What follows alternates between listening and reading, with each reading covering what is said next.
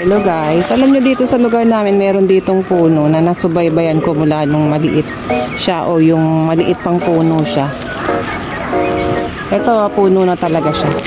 Siguro kung di ako nagkakamali para mga 4 years to 5 years to. Kung namunga na siya. Alam nyo ba masarap to? Paborito to ng alaga akong sutil ngayon eh. Hindi na siya makulit, sutil na siya. So ayan guys may bunga na siya. Last year namunga na rin to eh. Ayan. Kita nyo yan guys. Ayan o. Yung bunga niyan parang ang lasa niya peras pero malambot yung ano niya eh, yung laman niya. Ay, asa na ba yung video ko? Yan. Ayan, ang dami ko kasing bit-bit na ano eh, na mga pinamili. Ayan siya guys, no? Kita niya. Actually, may buto ko niyan.